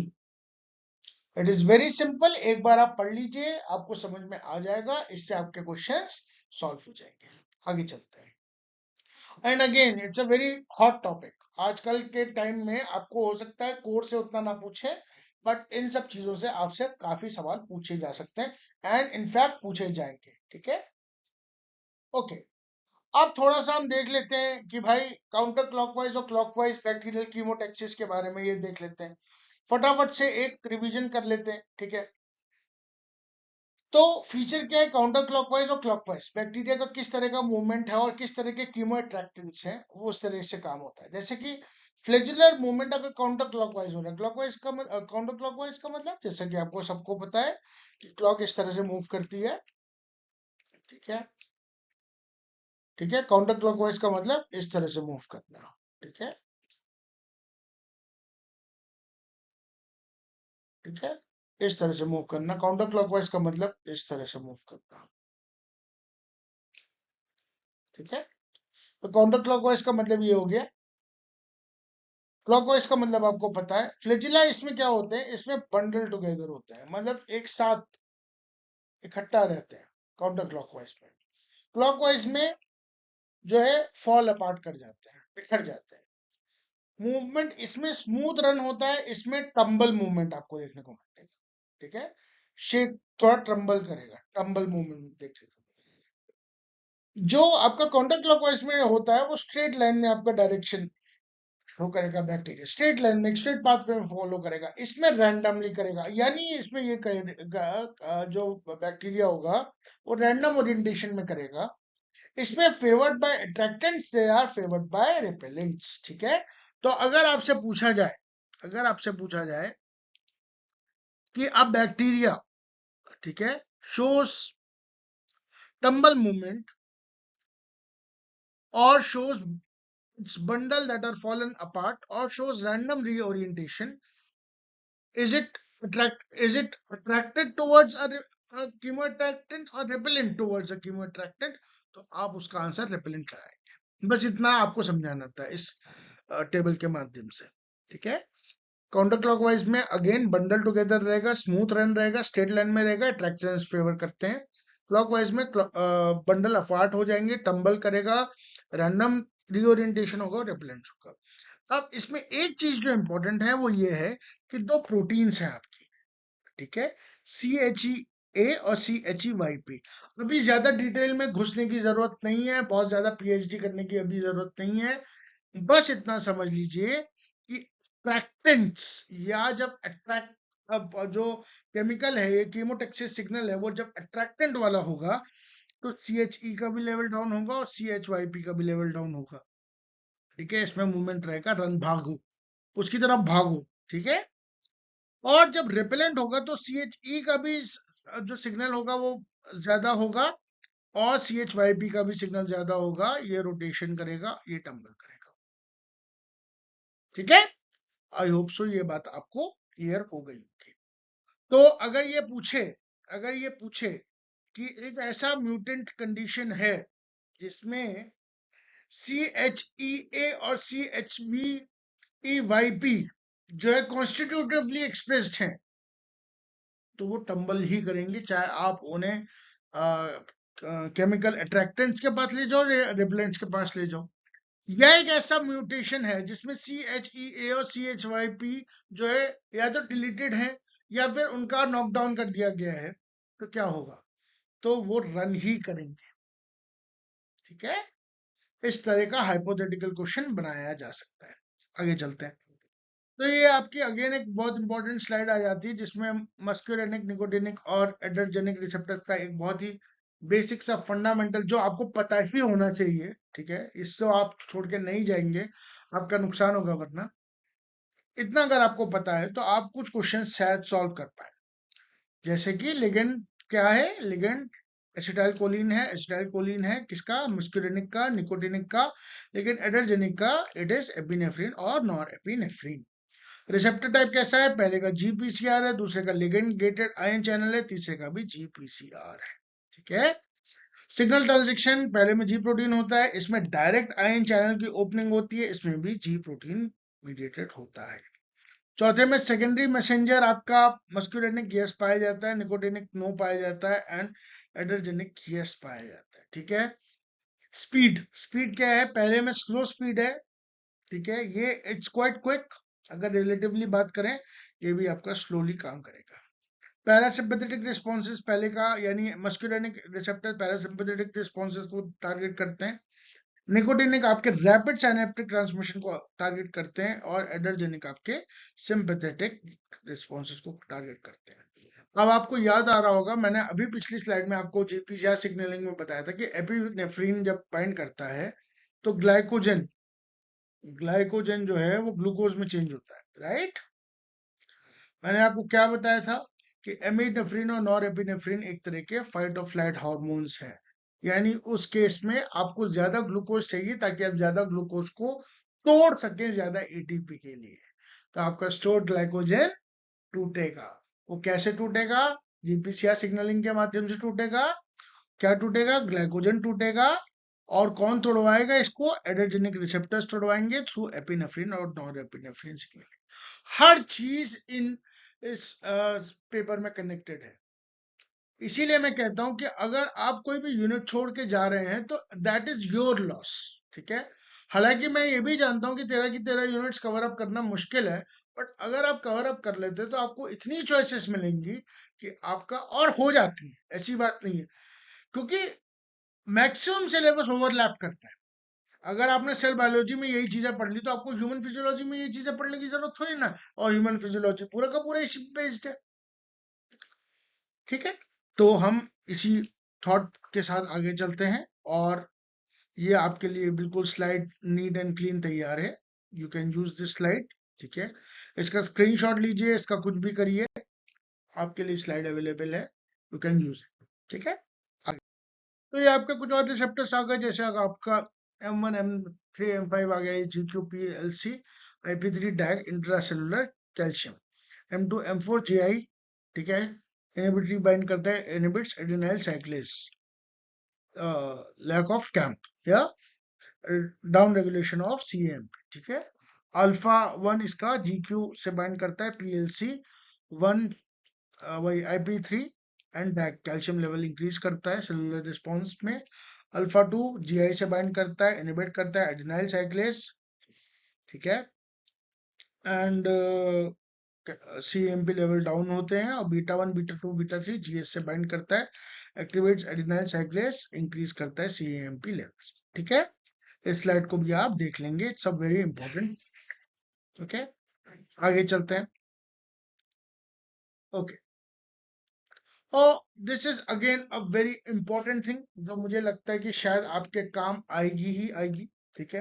क्योंकि ये ह्यूमन फिजियोलॉजी और सेल बायोलॉजी दोनों से रिलेटेड है। तो M2 रिसेप्टर्स जब बाइंड करते हैं, ठीक है, तो डिक्रीज करते हैं हार्ट रेट। M3 रिसेप्टर्स पे बाइंड करते हैं तो स्मूथ मसल का कॉन्ट्रैक्शन होता है एंड ग्लैंड सिक्रीशन होता है। अल्फा 1 स्मूथ मसल का कॉन्ट्रैक्शन कराता है, vasoconstriction. Alpha 2 inhibits neurotransmitter release. ठीक है। Beta 1 increases the heart rate and contractility, beta 2 smooth muscle relaxation bronchodilation का काम कराता है, एंड बीटा 3 लाइपोलाइसिस का काम कराता है एडिपोज टिश्यू। ठीक है। ये आप चीज याद रखेंगे। अगेन इसमें कुछ ज्यादा समझने वाला नहीं है, अगर आपको पिछली कुछ स्लाइड समझ में आई है तो ये वाली स्लाइड भी आपको समझ में आ जाएगी। ठीक है। ओके, तो अगेन ये मैच द कॉलम में आ सकता है, आपका स्टेटमेंट वाइज में आ सकता है, अब ट्रू एंड फॉल्स में आ सकता है। इनफैक्ट अब तो CSIR 2020 के बाद से तो पैटर्न चेंज हुआ है, 2023 के बाद से तो और पैटर्न चेंज हुआ है, राइट। ट्रू एंड फॉल्स में आ सकता है, जब पूछता भी है वो, अब वो पूछ लेगा कि M2 इंक्रीज करता है हार्ट रेट, नहीं डिक्रीज करता है।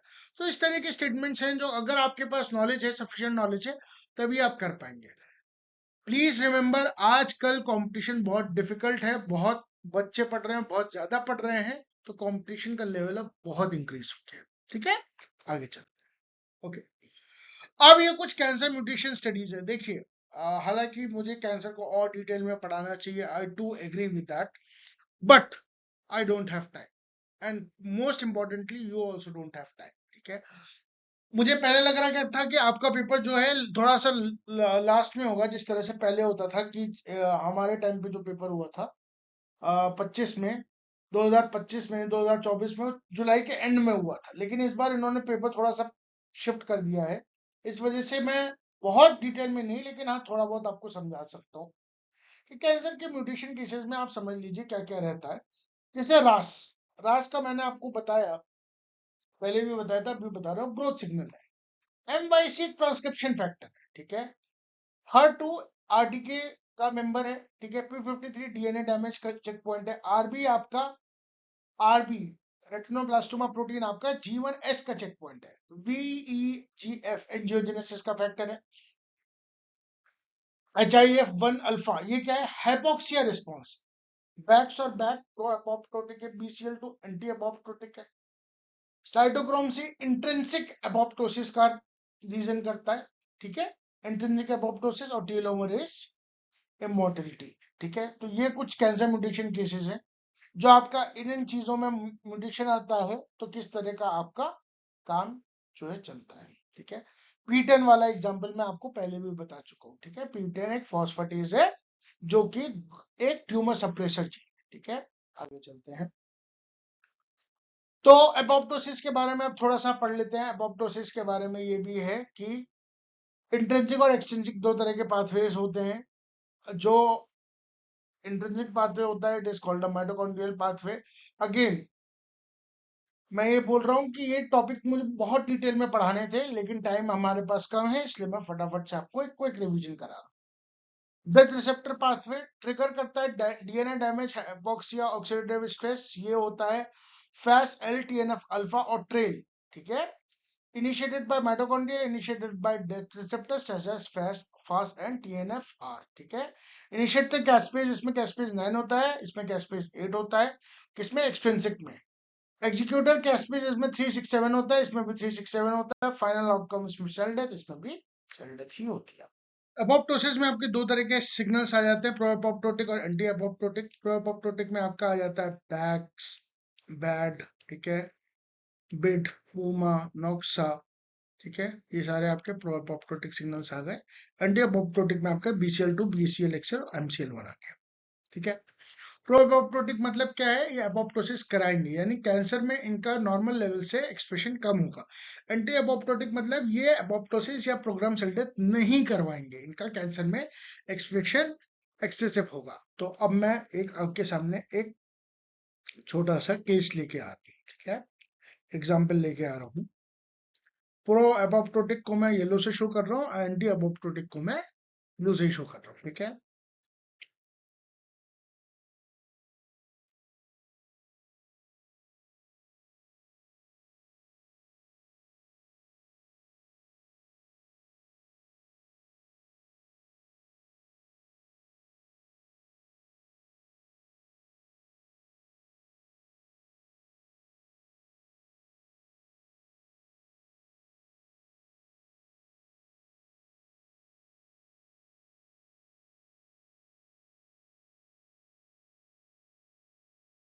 ठीक है,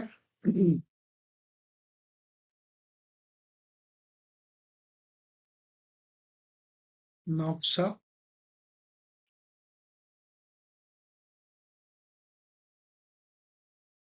और प्यूमा। ठीक है, यहाँ पे डाल देता हूँ मैं BCLXL और यहाँ पे डाल देता हूँ मैं BCL2। ठीक है, ये है लेवल ऑफ प्रोटीन एक्सप्रेशन।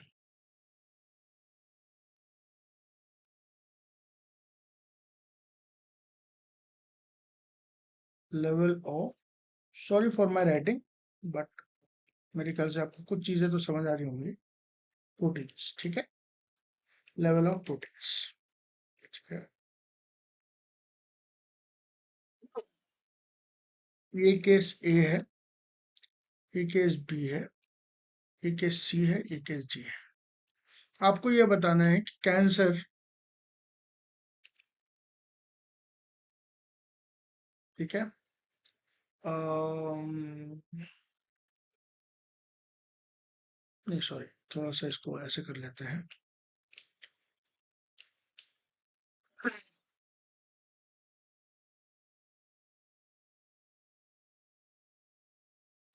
एक ऐसा काम कर लेते हैं इसको।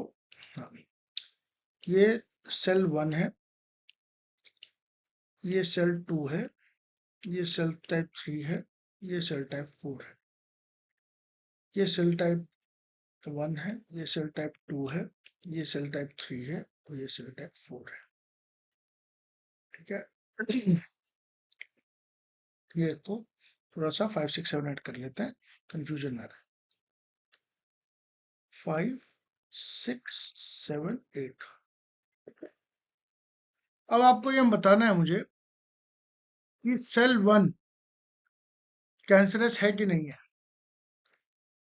ये कैंसर होने की प्रोबेबिलिटी है कि नहीं है। ये मान लेते हैं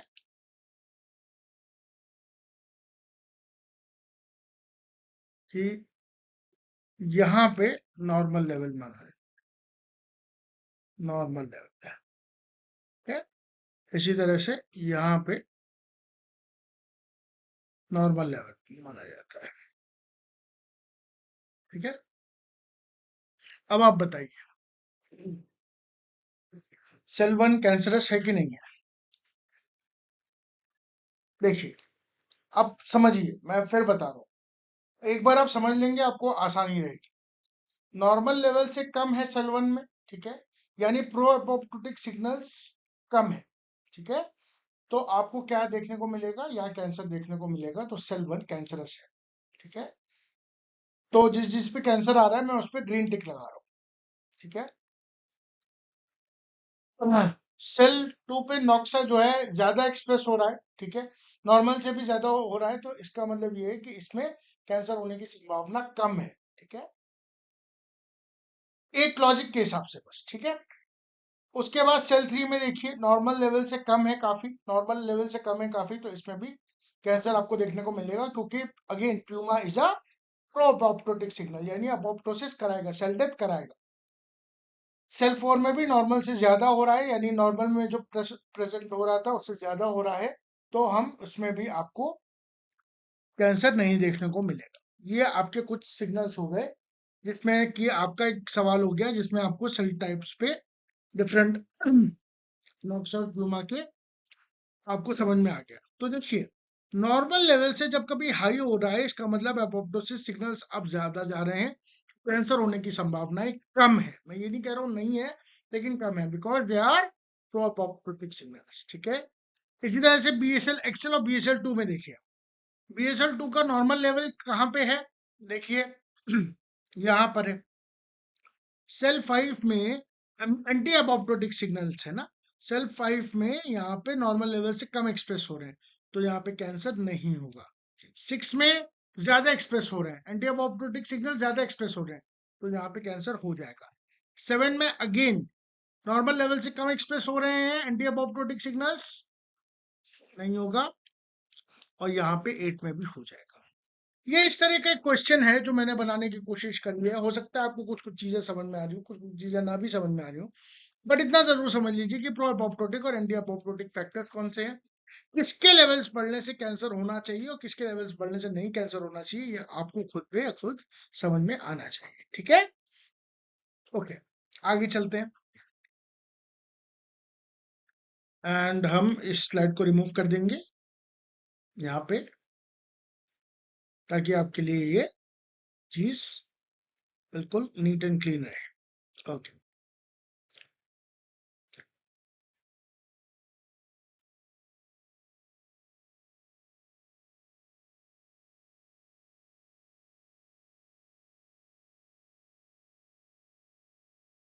ओके, आप चाहे तो इस चीज को आगे फास्ट फॉरवर्ड भी कर सकते हैं। आगे चलिए, अब आते हैं आपके कुछ इंपॉर्टेंट चीजें, ठीक है।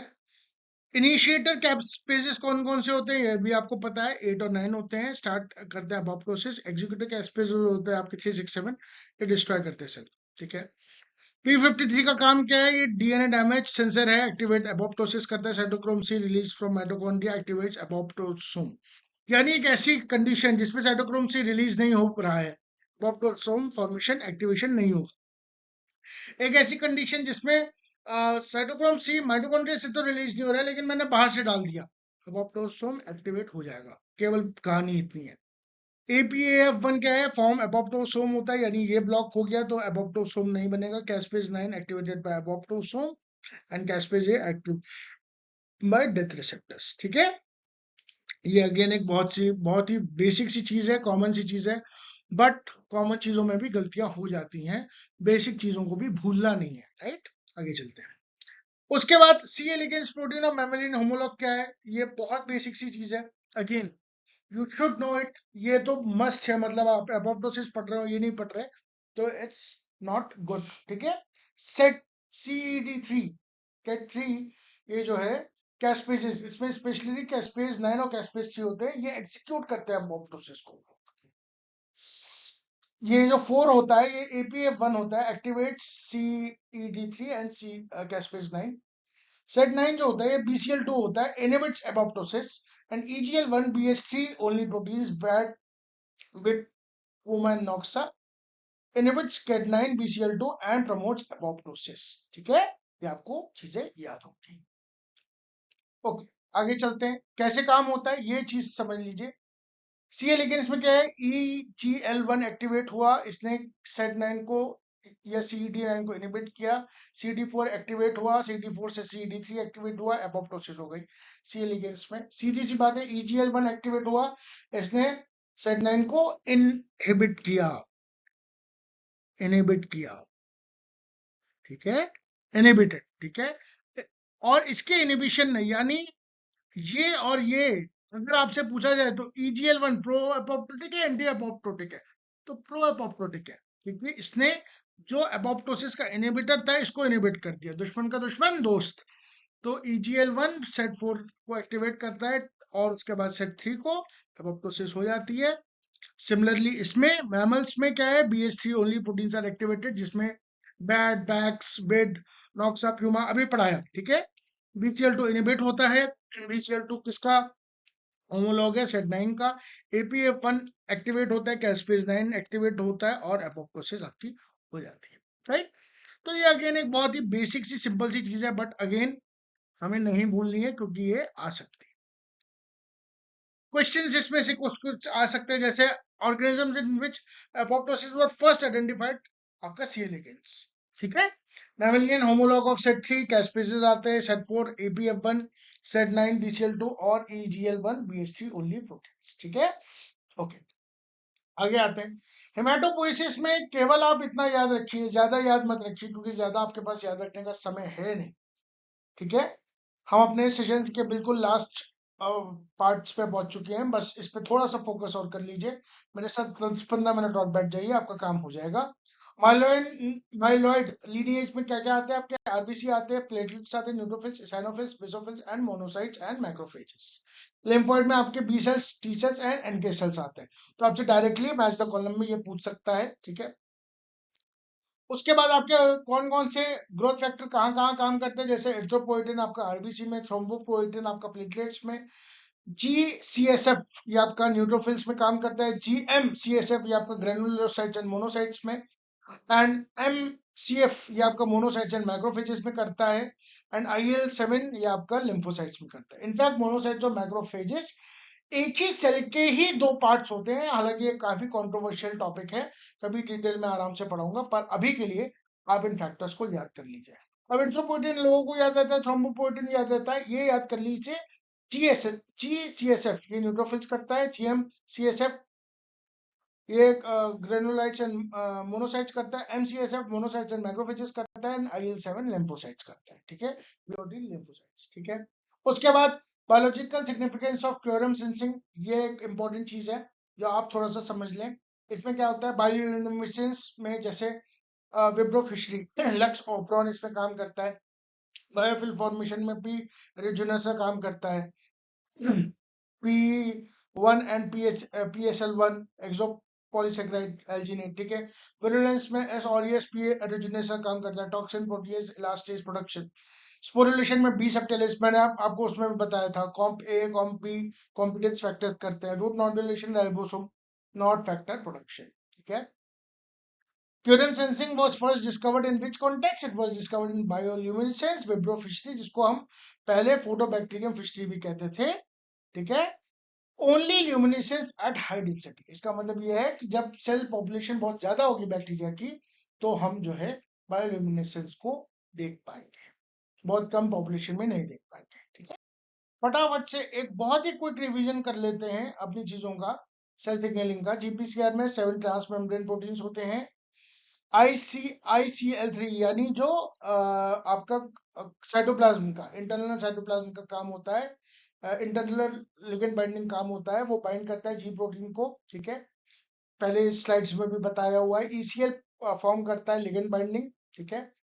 जी प्रोटीन में जीटीपी एक्सचेंज होता है जी अल्फा पे। GTPase of activity of the G alpha self inactivation होता है। जी अल्फा के subtypes, GS alpha high cAMP बनाता है, जी आई लो सीएमपी बनाता है, G Q high IP3 tag बनाता है, जीटी जो है लो CGMP बनाता है, जो रॉड सेल्स में पाया जाता है। पीके स्ट्रक्चर कैसा है? इनएक्टिव है, R2C2 चार CAMP बाइंड करते हैं, कहाँ पे? R2 पे बाइंड करते हैं और C2 को फ्री करते हैं, पहले स्लाइड्स में भी बता चुका हूँ। कोऑपरेटिव एक्टिवेशन होता है, ठीक है। उसके बाद PCL gamma versus PCL beta. PCL beta जो है GQ कपल्ड होता है, PCL गामा RTK होता है वाया SH2 डोमेन, ठीक है। MAP के कैस्केड में रैस, रैफ, मैक और मर्क अर्क आता है, ठीक है। तो रैस, रैफ, मैक और अर्क, ठीक है, सारे MAP के काइनेज होते हैं। जैक स्टैट में रिसेप्टर डायमराइजेशन होता है, जैक। उसके बाद स्टैट का फॉस्फोराइलेशन होता है, स्टैट प्रोटीन्स का न्यूक्लियर ट्रांसलोकेशन होता है। GPCR डिसेंसिटाइजेशन में GRK फॉस्फोराइलेशन होता है, बीटा एरेस्टिन होता है, क्लैथरिन एंडोसाइटोसिस होती है। बैक्टीरियल जो आपका 2 कंपोनेंट सिस्टम होता है, हिस्टिडीन काइनेज, हिस्टिडीन फॉस्फोरिलेट, एस्पर्टिन जो कि आपका रिसीवर डोमेन में होता है, और डीएनए बाइंडिंग, कुछ केसेस में आरएनए या राइबोसोम बाइंडिंग भी देखने को मिलती है, ठीक है। उसके बाद इथाइलिन सिग्नलिंग में ETR इफेक्ट एक्टिव होता है, नो जब कोई भी, क्योंकि ये डबल नेगेटिव है, याद करिएगा, इथाइलिन का जो सिग्नलिंग है वो डबल नेगेटिव होता है। तो ETR1 एक्टिव होता है, नो ET, CTR1 एक्टिव होता है, EIN3 डिग्रेड होता है, ET इन्वर्स कर देता है इन सारी चीजों को। फाइटोक्रोम में PR inactive, PFR active, red far light, red far red reversibility होता है। कीमोटैक्सिस में CHAP, CHYP, CW, मैंने आपको पहले भी बताया था, टम्बल करता है, तो म्यूटेशन केसेस भी डिस्कस किए थे। अट्रैक्टेंट में दोनों ही CHAP और C काउंटर क्लॉकवाइज रन करता है, ठीक है। तो दोनों ही इसमें जो प्रोटीन्स होते हैं CHAP और CHYP दोनों ही डिक्रीज होते हैं, और इस केस में रन करता है, और रिपेलेंट के केस में टम्बल करता है, ठीक है।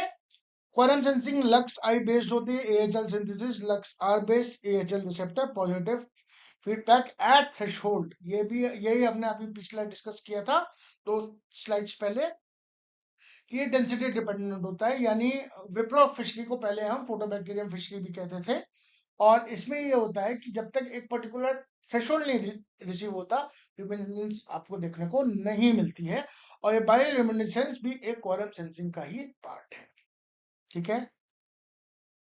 Okay, so we have reached to our last slide. Thank you so much for joining this session. उम्मीद करता हूँ कि ये आपका टाइम वेस्ट नहीं हुआ होगा, आपने मुझे जितना टाइम दिया है, जितना सपोर्ट किया है, थैंक यू सो मच। यही रिक्वेस्ट रहेगी आप लोगों से कि प्लीज अपने दिमाग को शांत रखिएगा पेपर करते वक्त। एक कूल और काम माइंड आपके लिए बहुत ज्यादा जरूरी है कल के पेपर के लिए। I wish you all the very best for your upcoming exam, ठीक है। एंड बिलीव मी, आपने मेहनत करी है, आपने बहुत हिम्मत से जो है तैयारी करी है, आपने क्वेश्चन सॉल्व किए हैं, आप मेरे साथ सेशंस में थ्रू आउट बने रहे, थैंक यू सो मच मुझ पे वो भरोसा दिखाने के लिए। आपका पेपर बहुत अच्छा होगा, दिमाग खोल के पेपर करिएगा, एंड इनफैक्ट जितना मैंने पढ़ाया होगा उतना आप अच्छे से पढ़ के जाएंगे, पार्ट सी के क्वेश्चंस करे होंगे आपने, आपको फायदा मिलेगा दैट आई कैन एश्योर। ठीक है, मिलते हैं आपसे जल्दी ही। अब हम थोड़ा सा रिवीजन के बजाय अब थोड़ा सा हम फंडामेंटल बातों पे भी बात करेंगे और बहुत ही स्टार्टिंग से टॉपिक्स को लेंगे। ठीक है, till then take care, bye. अगर आपने चैनल को लाइक शेयर सब्सक्राइब नहीं किया तो करिए, प्लीज लाइक करिए, शेयर करिए, सब्सक्राइब करिए। आप ही का चैनल है, आप ही के लिए है, आप ही जैसे स्टूडेंट्स के लिए है जो CSIR NET GATE DBT JRF, ठीक है, ICMR JRF क्वालिफाई करना चाहते हैं, BSc MSc के एंट्रेंसेस क्वालिफाई करना चाहते हैं, PhD करना चाहते हैं, असिस्टेंट प्रोफेसर बनना चाहते हैं, अच्छी जगह से रिसर्च करना चाहते हैं, आप ही के लिए चैनल्स हैं, आप ही के लिए ये सारी इंफॉर्मेशन है। आप ही को जो मैं खुद फील किया हूँ वही आपके सामने प्रेजेंट कर रहा हूँ। Till then take care, bye, happy learning and wishing you all the best for your exam tomorrow. ये वीडियो आपके पास मेरे ख्याल से 11 साढ़े 11 बजे तक लाइव हो जाएगा। ठीक है, टेक केयर, बाय।